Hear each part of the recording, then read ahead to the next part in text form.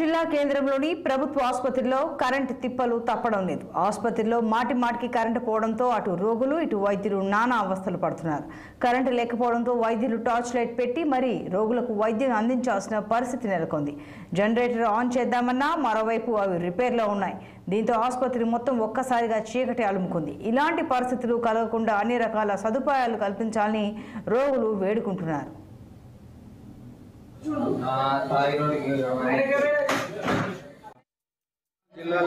నిర్మల్ జిల్లాలో ఉన్నటువంటి ఏరియా ప్రభుత్వ హాస్పిటల్లో దాదాపుగా ఒక గంట సేపటి నుండి హాస్పిటల్లో విద్యుత్తు సరఫరా నిలిపివేయడం జరిగింది. దీనివల్ల ఉన్న పేషెంట్లు కానీ ఇక్కడ ఉన్న ఎవరైనా కానీ వీళ్ళకు ఇబ్బందికరంగా మారిపోయింది. మొత్తం ట్రీట్మెంట్ కానీ దీంట్లో వాటర్ కానీ ఏం కూడా సప్లై లేకుండా ఉండిపోయింది.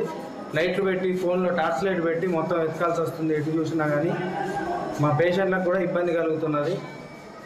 కరెంట్ సరఫరా దాదాపు 1 అవర్ నుంచి లేదు. దీంట్లో డాక్టర్స్ కూడా టార్చ్ లైట్ ఫోన్లో సెల్ ఫోన్ లైట్ పెట్టుకొని వీళ్ళకి ట్రీట్మెంట్ ఇవ్వడం జరుగుతుంది. ఇక్కడ నిర్మల్ జిల్లాలో నాగర్ కర్నూలు జిల్లా కొల్లాపూర్ మండలం